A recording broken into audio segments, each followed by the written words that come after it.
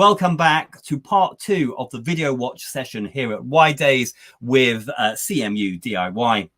Many of you probably were tuning into the first half. Today, this conversation sort of follows on. Having said that, if you weren't tuning into the first half, do not worry. It doesn't matter. This section will also stand alone. There wasn't a cliffhanger ending that you missed, that it won't make sense.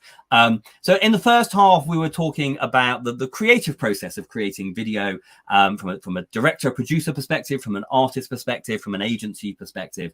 And we're going to talk a little bit about that with our next guest as well. What we're kind of interested in more in the second half is, okay, you've created some video content. What do you do with it? Where does it go? And we talked a little bit about how marketing campaigns now eat video content. And we're going to talk a little bit about, well, okay, how have marketing campaigns evolved? Where does video fit in to the wider mix? So that's our brief for the next 35 minutes. So let's get our next two guests on board as quickly as we can. So Whitney and Bart, I think, will magically appear on the screen with me any minute now. Here we go. Look at that. Hello to you both. Hi. Thank you for joining us. Hi. Okay, so let's just, before we get going with the questions, we've got lots of questions to ask. Let's just very quickly get you each to say hello and just give us the 2 to 3 sentence overview of what it is that you do. So we'll begin with Whitney. Hi, okay, so my name is Whitney Asomani. I currently run a marketing agency. We work with artists who are signed to distributors and major labels. And I previously had management and record label experience. That's my background. Okay, nice and speedy. So let's come to Bart next and get Bart to introduce himself.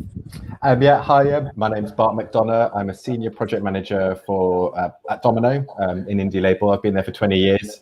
So yeah, my sort of role is kind of sort of straddles between A&R and marketing. So and also I do a lot of video commissioning. So I kind of would commission a lot of content and then dole it out to all the different areas that needs to be done. And so oversee the marketing campaign. Fantastic. Good. Okie doke. So I've got lots of questions that I'm going to ask both of you. But before we get into that, I mean, let's just dig a little bit deeper on your respective roles and your respective companies. So, I mean, I'll begin with Whitney. I mean, you gave us an incredibly quick career overview in your introduction. Yeah. But maybe tell us, what were you doing before setting up the 22 agency and why was it that you decided to set up your own business? Okay, so hopefully everyone thinks I look young, but I've actually been in music for about 12 years. So I started in television. ITV was my first appointment in the TV world. I was in the music department looking after rights and reporting and entertainment programs. Then I went over to BT Sport. Then I consulted, and then I went into Sony. So at Sony, I was effectively a marketing manager across 2 record labels since '93 and RCA, which is since '93 sat within RCA. So I looked after international and domestic artists from a marketing perspective. And then I left Sony in December and started the agency in the new year. So yeah, it's a lockdown business, but it's thriving and it's doing super well. So it's interesting there that you had the experience in the TV side, then you went very much into the music industry, into the major label, and now moving into the agency side. And I suppose, tell us a little bit about the services that the agency is providing and the kinds of projects that you're working on. Yeah, so the agency predominantly provides marketing campaign support, and actually the kind of really our selling point is that the artists, the managers or the distributors can really plug and play us into their existing setup. So for some of our clients, we do entire campaign management, so everything that a marketing manager would be doing within the record label. But then also, for some of our clients, we're kind of more so just consulting, so they can plug into us, they can run their campaign ideas via us. We can connect them to creative if they want to produce content like videos, which we will speak about. And that's we support in regards to creative and marketing. And with regard to video content, I mean, is it on that sort of menu of services that you've just described? Mm-hmm. I mean, would you get involved in commissioning videos, briefing directors? Would you get involved in actually making the videos? What specific services are you offering on that side? Yeah, I mean, so we're not video commissioners. We have a list of really trusted commissions that we have worked with, throughout our career, whether it's Sony or with Tash, for example, who came from Universal. So we're actually working on a project right now, for example, where we have a commission that's come on board. We've written the brief together because we had quite a clear idea of the creative and what we're trying to create with music. And now she has now gone out to about 15 directors. The treatments have come back today, and then we'll discuss it with the client and take the ideas that we want to use further. Cool. Okay, so I'm going to come to Bart next. I suppose similar questions, which is tell us about your career to date. I mean, you've been working with Domino for a long time, but maybe tell us what you did pre-Domino and then how your role has evolved in the time that you've been with the Domino label. Sure. Well, so I've been at Domino for 20 years this year. And then prior to that, I didn't have any music industry experience. I did the classic, I did the internship, I did work experience. And then I worked in the warehouse for a year, and then I sort of wheedled my way up into the office. So, in that period, there was only 6 people at Domino. So, I think I started wherever 20 years ago was, God knows, 2002. No, 2000. And so, yeah, Domino was a very small company, and it was very easy for me to sort of get my paws on different sides of the company, really. So, so worked my way up, and then suddenly I ended up sort of project managing the first Kills album, Clinic, and then Franz Ferdinand came along, and then the company exploded. And so I've been kind of working in a senior project management role for probably the last sort of 16 years at varying levels, really. And yeah, I guess sort of my role is kind of straddles sort of A&R and marketing, quite similar to a marketing manager like Whitney previously did, but working with the artist and the A&R. We have a couple of A&Rs, Lawrence Bell, who's the boss of Domino, and then there's a couple of other people, sort of working with the record and working with the artist once it's recorded, and commissioning all the artwork and visuals and content, and then overseeing the marketing campaign and slotting everything into place, and making sure everyone's doing their job. Now, that 20 years that you've been at Domino, I mean, it was a very interesting 2 decades for Domino, as you said. Went from being an incredibly good but smaller scale independent label, then Franz Ferdinand, then Arctic Monkeys, then The World. But it's also been a very interesting 20 years as a music marketeer. And as we went from selling physical products into iTunes, and then into Spotify, and then into YouTube. And I suppose, what for you would you say are the key ways in which a music marketing campaign, an album campaign, what are the key ways in which it's changed? And then I suppose, how has the role of video in it all changed as well? Well, basically, we were moving from physical to digital, really, in many different ways, even though, physical is still very strong for us, but sort of, print ads, there was no sort of pretty much little digital advertising when I first started, if at all. And now there's hardly any print advertising. Sadly, magazines are falling by the wayside at the moment. So, and whereas, budgets now are all just, are pretty much focused on digital. And then I guess, I remember when I was working on the first album for Franz Ferdinand, the content was, trying to make as many B-sides as possible to put on as many 7 inches and formats to chart singles. Whereas now it's it's definitely sort of more video content, to make, really. So yeah, videos went from being it was MTV, the outlets were very sort of small. There was a lot more music TV around when I first started. So, you'd have CD UK and things like that, Top of the Pops. So they were, it was more like live performance, but places where videos would get shown. MTV was showing a lot more videos rather than reality shows. And so, and then just everything just moved to sort of like YouTube, Facebook, Instagram. So that's interesting, isn't it? I mean, we talked in the first half about, obviously, although you can trace the music video back beyond the 1980s, it was MTV that made the music video the compulsory marketing asset, I guess. And yeah, it's interesting you're saying there, yes, in the early 2000s, it wasn't just MTV. There was the other mainstream TV shows that had a combination of live performances, but would also play videos between the live performances. But I suppose it's been interesting as YouTube has risen, and then Facebook, Instagram, etc. I guess one thing that we have seen is it's no longer just about the 3-minute video to go with the single release. It's creating lots of other kinds of video content as well. Yeah, totally. Basically, I feel like the role of my job is just making content. I feel like I'm just like social media and content. And that's what I seem to spend most of my time doing. So video is just become incredibly key.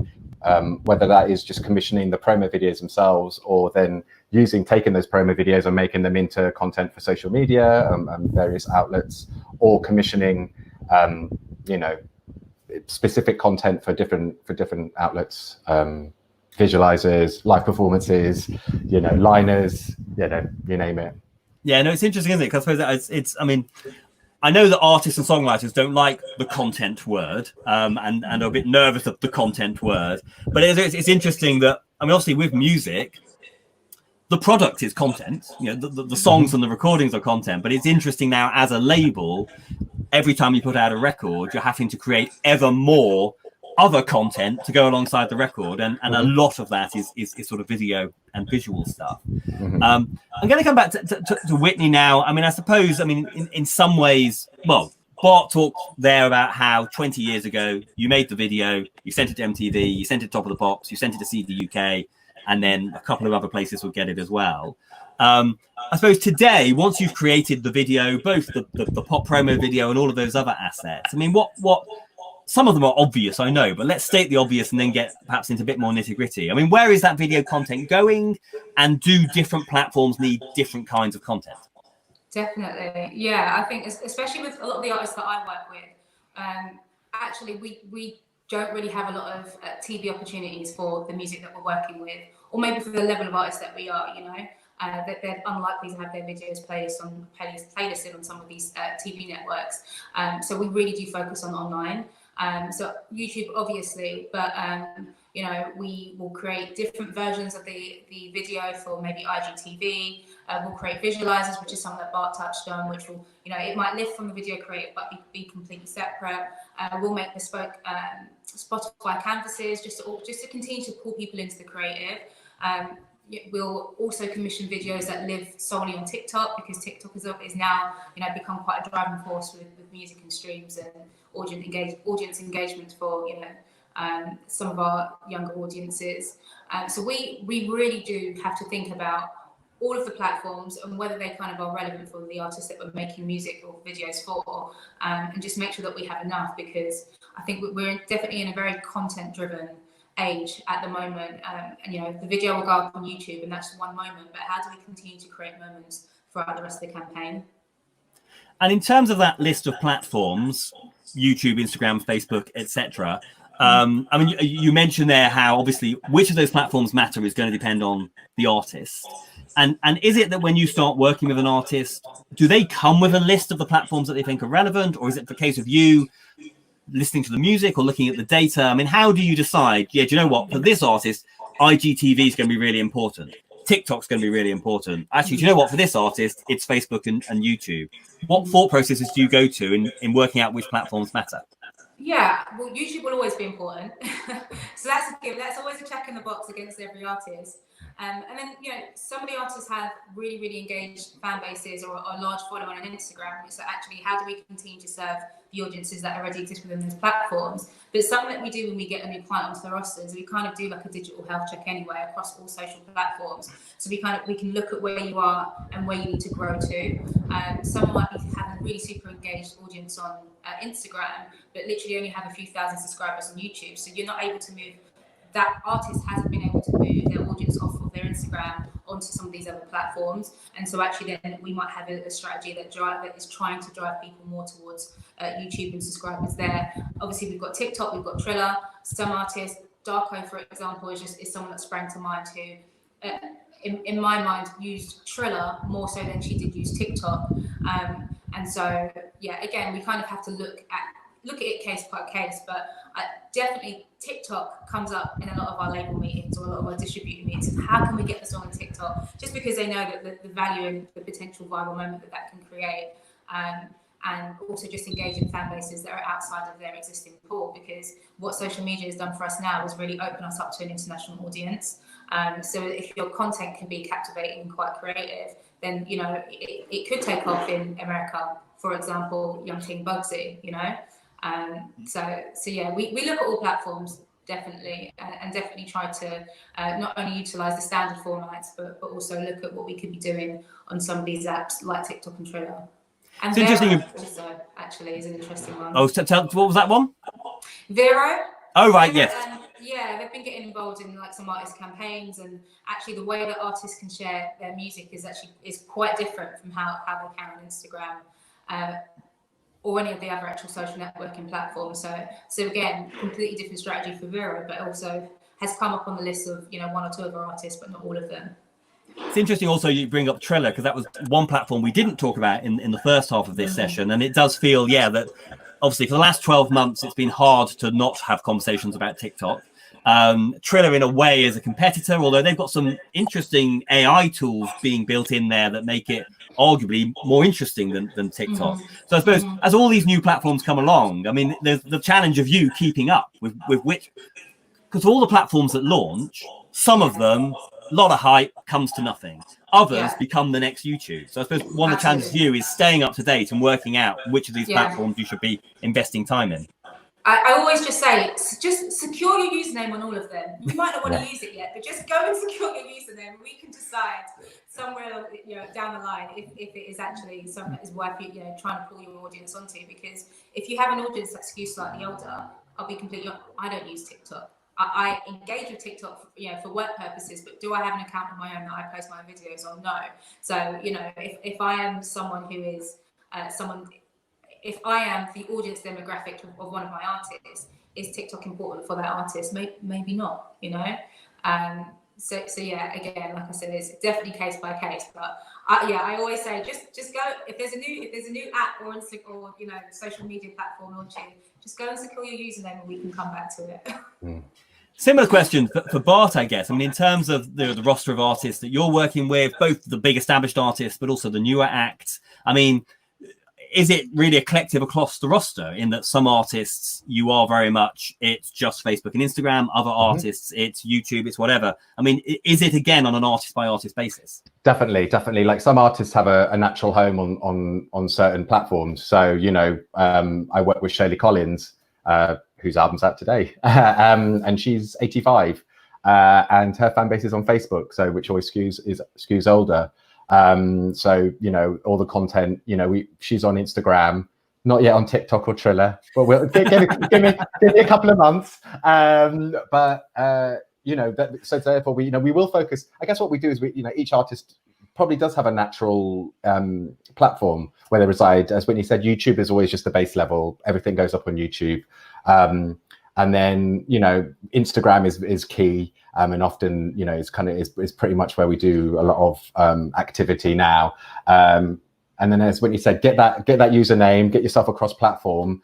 And then it's like, every time a new platform launches, it's you have to educate yourself and then educate the artist. TikTok is just like, as you say, is in constant conversations now. And it's a matter of me getting understanding it myself, because TikTok is it's a world of its own, but then also educating the artist how to use it, and lots of artists are really skeptical of new platforms, and you really have to sort of talk them, kind of coax them into it until they become au fait with it and understand it. So basically, that certain artists just have a natural home, but it is a matter of serving your audience on that platform, but also then trying to broaden it out, seeing if I work with an artist called All We Are, and we're in campaign at the moment, and the visuals are really bright, it's really colorful, it's really dancey, it's really optimistic and up, and then also has a sort of like slight comedic edge in the sort of like the videos we've been making. So we just thought, actually, let's get onto TikTok. They're an artist who, when you suggest something, they're always up for it, and they do a lot of creation themselves. So we've been sort of tiptoeing into TikTok, but yeah, like a lot of artists would just say no. Yes. And I mean, how much of that, obviously there is the creative decision of what works, there's looking at the data of what the artist is already doing, what is the artist happy with doing, but I suppose, are there also budget considerations? As this list of platforms gets longer, is there an element of we only have the resource to be creating content for 3 platforms, 4 platforms, or whatever? Do budget decisions ever come in? Now I guess I can ask both of you. I'll start with Whitney.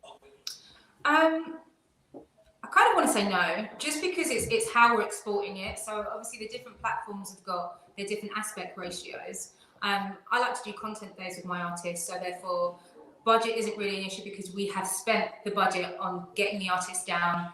I'm in a studio right now, actually, in a studio or at a location where the objective is just to capture as much content as we can across all of our, our different platforms, or, whatever the objectives were for the shoot. So no, I don't do bespoke shoots I wouldn't do a shoot so that I could collect content for TikTok. I would make sure that content is collected on one of our content days, like today, for example. So I suppose that comes to something that Olivia said in the first half of this, which is, therefore, that's all about planning, isn't it? You're doing a day's shoot. Here is a list of all the things we're going to have to pull out of that shoot. So we need to make sure there is something suitable for all of those platforms down the line. Yeah, when my list comes out, my artists usually roll their eyes because it's very, very long. I'm like, I need all of your liners for DSP, so all of the call outs, swipe up for Spotify, YouTube, what have you. And then I need generic ones where you don't say swipe up, and then we need the TikTok. And then if you, someone like NSG, for example, on my roster, who a lot of their songs have been quite dance based, I probably have them making about 25 different versions of their dance videos for the different, for the different platforms, but just so that there's some subtlety differences, so that it's not that their audience is like, oh, I saw exactly the same video on Triller. We have to try, whether it's an outfit change or whether we change the backdrops, we just make sure that the content looks unique for each platform. But there is a long list, yeah. So Bart, what's your list like? It's exactly the same. It's kind of like, you kind of sort of shoot the core content and then it's just exported into different specs, really. And also we repurpose content. I think especially for TikTok, when we, if you want to get like an artist profile verified, you need to post. They won't verify you unless you've got something. So what we might do is pick an Instagram story that we think is suitable for TikTok, something that might be fun or super engaging or connects with a challenge that is trending on TikTok. But even just to kind of get it onto the platform, then we can show that to the artist and go, look, this is working, And then I think with TikTok, we do try and encourage them to respond to challenges, which is really tricky because often they're quite ridiculous.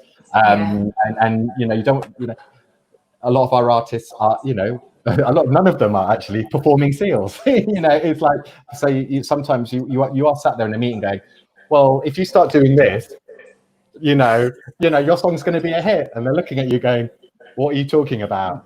So it is a lot of matter of just kind of having like a core content shoot, or using like getting a video and just exporting in different specs. Often it is trying to take the weight off the artist and let us do the work. It's like they're doing their job. They're the musicians. They're the artists. They're working hard all day. So we just want it to be simple. It's like, you go there for a day. We're going to take a month's worth of content. Come back in a month. We'll do it again. And yeah. We've mentioned at various points the fact that, annoyingly, all these platforms need content in slightly different specs, different aspect ratios, different sizes, different lengths, etc. I mean, in terms of knowing what works best on each platform, I mean, is that trial and error? Can you just Google what works best on Instagram? Or I guess with some of these platforms, you actually have relationships with people who work there who can give you tips and advice. So I'll start with Bart with that question. In terms of knowing from a format perspective what works best, is that just something you pick up, or can you go to Instagram and ask them, for example? Well, I think you can get reporting and often like something like Instagram, you post it. How many likes did you get? You're like, oh, okay, we got that worked. There are lots of, sometimes there's tools, sometimes some of the platforms are a little bit more elusive with the access that they give you, but it's often just the response that you get, and the reach. You check out what the reach is on the posts, like Facebook and things like that on Instagram. But often it is just a matter of just looking and seeing what the response is like, how the likes are like, what the comments have been like. Are people into it? Yeah. Similar question to Whitney. I mean, in terms of knowing what works, I mean, is it the same trial and error, looking at what gets the traction, what doesn't get the traction? Are there any secret resources out there people can look at? And I guess that's both from a pure functional point of view of aspect ratio, length, and then maybe also slightly more from a creative point of view. Yeah, okay. So from a functional point of view, there is literature available as to the different format, sizes, lengths that you can upload on the different platforms. And actually, I guess when you work label side or agency side, you actually have an appointed contact within the team that you can speak to. So we are guided in that process. In regards to what works, it's been an interesting one because, you know, on TikTok, a lot of these dance challenges go viral, but actually, if you speak to TikTok, they're like, oh, we kind of want to move away from it just being dances. You know, like, can you be more creative with the content that you're putting up there? You know, there's all different kinds of hashtags that aren't just dance based. But I think when TikTok launched, I thought it was all dancing, for example. With Instagram, definitely case by case in regards to artists. Some of my artists, their audience loves when they do kind of like DIY singing videos, like, you know, all of the kind of fluff and gloss of being in the studio or having, you know, overly produced content doesn't work for some of my artists. That their audience really just like to engage with them, doing like literally sitting like this and singing. And also I think we have the data from the inside of their Instagram profile, so that we know actually when the best times to post are, or what posts perform really, really well, and then we kind of like to do more of the same, really. From a marketing strategy point of view, if obviously all of this is about, I mean, you're doing a phenomenal amount of work, ultimately to try and drive more streams of the tracks and then sales of the record, depending on whether or not they're more of a streaming artist or a physical download artist. I mean, in terms of making sure as many people as possible see this content, I mean, do you spend money with Instagram and YouTube to try and push this video content into other people's feeds, I should say? Or do you see that as advertising and that's different to the work that you're doing, creating all of this content? So I guess I'll start with Bart with that question. Are you spending money with YouTube and Instagram? Yeah, totally. You know, if we, you know, like say we've got an announcement, we're launching something, there's a key moment in a campaign, we will definitely boost those posts to try and get them out as much as possible. It's not all about sort of natural reach. So yeah, and you know, it all melds into one. It's all like, you know, it is marketing, it is creative, it's all at the same time now, you know. So yeah, but we will boost posts. Yeah. And would you ever, in terms of spending ad spend and boosting posts, would you ever do that for the full music video, or is it more likely to be the 15-second, 30-second promotional stuff with maybe a more obvious call to action? Listen to the track, buy tickets, etc. It depends on the artist. Really depends on the artist, and then how, like, you know, some artists don't need that. You know, sometimes you just need to boost a 15-second story or a post. Other times you can put a video as an ad on YouTube. So if you want to get the view, you know, if you want to put that in front of an audience. So again, it's on an artist by artist basis. You know, who you're trying to reach, whether they're a developing artist, you're just trying to get them in front of, you know, relevant audiences. Or whether, you know, if it's a more established artist, then you take a different approach to it, and they have a fan base that will respond. They can respond much more faster and quicker to sort of more tidbits. So yeah. Whitney, I mean, whether or not you're doing this actually as the agency, or maybe it would be your client would be doing this, but I mean, do you recommend to your clients that with some content they probably do need to spend a little bit of money to make sure it gets into the right sort of feed? Yeah, absolutely. I think if you don't spend, if there is an element of this content that is really, I guess, eye-catching and has the potential to go viral or pull people into the creative, you really do need to spend, because otherwise you're talking to the same people that already follow you or that already exist within your pool. So, you know, when you do spend, you do audience breakdowns, and then you can target other people's fans, or you can target, you know, people that like particular buzzwords or keywords that you would relate to your music or your track. And so yeah, the spending is actually quite important, I would say. And if you're an artist that doesn't have the money to spend, because, you know, we also work with artists that don't have budget to put marketing spend on socials, we, you know, look to do collaborations. We just have to be quite creative, but definitely trying to talk to people that don't already follow you is obviously a clear way that you will help to gain fans and attract new audiences. And when you say collab, go on. I was going to say that's a key thing, is just reaching outside of your own audience. You know, you are preaching to your converted constantly, and that's a real frustration. That's a real kind of dead end. And you know, collaboration, whether it's via features on tracks, or, you know, just featuring in videos and stuff, or somehow connecting with other audiences. We're constantly trying to find ways of getting out. And it depends on it depends on the artist. Like Shirley Collins is not going to feature on someone else's track. Well, you never know, she might do. But, you know, it's kind of like, it is a sort of, it does, again, depends on the artist. But yeah, breaking out of your preaching to the converted is really key. And yeah. I mean, it's interesting with the whole collaborations thing, isn't it? That has become a lot more common in recent years, which I've always loved, the guest artists and the duet and things like that. So I'm really pleased that, even though it's possibly happened more for marketing reasons than creative reasons. And of course, it kind of began in hip hop, didn't it? I mean, it was always part of hip hop. New rapper, always guests with established rapper. But it's been interesting seeing that moving into other genres too. But I suppose, I mean, I've never asked this question of Whitney. I mean, are there also, obviously, collaborating with other artists, collaborating with other producers, but are there collaborations even beyond music to try and get your content to a wider audience? Absolutely, yeah. So I guess some of the collaborations that we've been across might include brand. So, for example, I won't mention brand names, but we might talk to a shoe brand. They will gift us shoes in exchange for particular social deliverables, but then they will also either put those assets on their own socials or agree to, co-fund marketing spend. So then, for example, that photo that has the artist's image or a video is then being seeded out to the however many millions or thousands of people that follow that brand account. And that hasn't cost us any money, really. It's a mutual exchange. On socials, ways to collaborate with influencers if they're interested. For example, you can agree to whitelist their channels so that they can use your commercial music, longer pieces of your commercial music in their online content. So then, therefore, your music is then being backdrop to their content, which is great for you and it's exposure for you. And they're obviously being able to use commercial music in their content without it being taken down by Instagram or whatever platform they're using it on. We see collaborations like in the dance space or world, reaching out to dancers, and that's really easy to do. You kind of just searching who's putting up dance content and seeing if they want to do that to your song, and then you will agree to share it. If that usually is quite effective if your account has more followers than theirs, but then you've just been gifted content, for example, from a dancer that you wouldn't have had before, that you might have had to pay for. And I definitely think, touching on something that was said in the previous panel, is just definitely being mindful and respectful of people's time and people's art.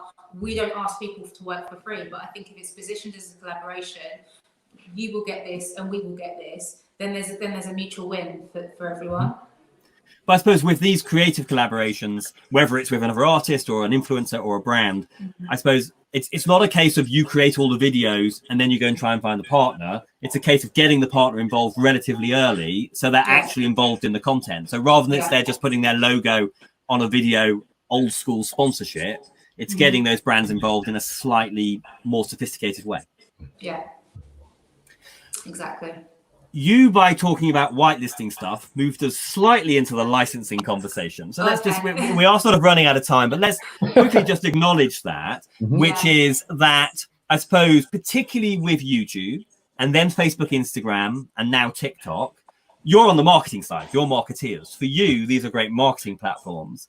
But your colleagues in licensing at Domino, and when you're at Sony, your colleagues in licensing, they don't see these as marketing platforms. They see them as streaming services and therefore revenue. And that's been a challenge for everybody. We know the love-hate relationship with YouTube, fantastic marketing platform. We have issues with them as a streaming service. But as marketeers, I mean, how aware do you need to be of that there may be some revenue potential out of these platforms, that maybe you could put up content on Facebook, Instagram, and then find the publisher blocking it? I mean, do you need to keep yourself aware of the licensing side of these platforms as well as the marketing side? Come to Bart first. Yeah, totally. This is I can give an example really. It's like, say you're working with a streaming partner and they come to you and they say, we love your artist, we want to create some content. They're going to talk about the track for 15 seconds, they're going to break it down, and we're going to play a section of the track in the background. We need to get that cleared, and so then we have to approach the publishers, and they can turn around and say no. So, we have to sort of get our business affairs department on there and plead the case and just say, look, this is really important for the artist. Spotify or Apple Music are being really supportive, and are you okay, with letting this happen for this? So there's definitely a lot of negotiation. Some publishers are a lot more understanding. Some are a lot more hardline. Some are just like, you're using our music, you pay us. Others are like, oh, we can understand the promotional the marketing purpose of this, and this is good for our songwriter or whatever. Because usually with co-songwriters, we find a lot of the artists on Domino we publish, which makes it a lot easier in the clearance phase. Yes, you've only got to negotiate with somebody across the desk. Yeah, and they always say yes. But yeah, it's usually like, you know, we co-writes and stuff like that, and you know, I leave that to business affairs. I just say, please, I need this, and then. Yeah. But yeah, but I mean, you're right. Where there's a co-write who therefore does not. I mean, they do have a vested interest in the track doing well because they're going to earn publishing from it, but not quite in the same way as the actual artist. Or if it's a straight cover version and your artist doesn't have any stake in it, it's interesting that it almost goes back to what you were saying at the start. You started off being a marketing and project manager at a label, and now in essence you're kind of a media company because you're creating all of this content. You're having to spend money on getting the content out there. You're having to think about licensing stuff. So your role as a marketeer has really changed. Yeah. There's just lots of things to take into consideration. So I've come to Whitney. I mean, I suppose it's interesting. You're only relatively recently on the agency side, but I suppose once you're on the agency side, you're aware of all of these things, but you don't necessarily have as much control over them because you're not the label. So, I mean, is it something that you're aware of, and how do you navigate those challenges? Yeah, I just think so. If I go back to my point on whitelisting, for example, we'll always try and get. I suppose just quickly explain for some people who don't know what that means. What that means. Yeah. Okay. So if you, I forget, I say these words and forget. So if you are going to whitelist the channel, you effectively would flag the profile or the account that is going to post your commercial music, so that the rights holders who flag that to your label, your publisher, that they could mark that channel safe, for example, and therefore it won't be flagged to be taken down. So because if you don't do that, sometimes what happens is you agree a partnership with an influencer or a YouTube creator. Everyone's very excited. The video goes live, and then Big Bag Content ID blocks the content just as you're trying to get it live. So you have to be aware of that little technicality. And sometimes it happens. The video's up for a day or so, and then it gets taken down. You're like, wait, we agreed it. Like I said, the email to this person last week. It happens. It is kind of it's one of those things. But I definitely think that planning and being really organised and getting that information over to everyone who needs to see it is really important. And also sometimes, like in the world that I guess I operate in, it's like lots of young people using socials. They'll find a song that they like and they'll do a dance and upload it. Sometimes I'm then trying to retrospectively like flag all of these accounts, because it's really useful for us to have those videos up there. Like a song like Options, for example, of NSG. If you search the Options hashtag on anywhere, whether it be TikTok or Instagram, there's thousands and thousands of videos, and actually that really we could attribute to being one of the things that made the song so successful. So without people being able to make their user generated content, we might not have had such a successful run with that. So there you go. I suppose the outcome of all of this is, as I said, as music marketeers, your list of responsibilities just keeps growing to make sure you're creating more content, you're getting that content out into more places, it's landing into more people's feeds, and then the audio ID services aren't then blocking your work. So it's I think, and it goes back to Olivia's big plan and to-do list, isn't it? It's making sure that you have all of these things in your to-do list and everything's being ticked off as we go. Anyway, our time is up, unfortunately, but so much interesting stuff in both halves of this video focus. Lots of food for thought, ideas, insights, and tips on creating great video on a budget, getting that video everywhere, the classic video, the 30-second, the 15-second, the dancing stuff, the quirky stuff. And as with everything in music, the to-do list just keeps getting longer, but the opportunities keep getting bigger. There are so many more ways now that you can get your music out there, do creatively interesting stuff. So it's two sides. Brilliant that we can do all of this interesting stuff, although downside is a bigger to-do list. Anyway, thank you very much, Whitney and Bart, for joining us for this second half.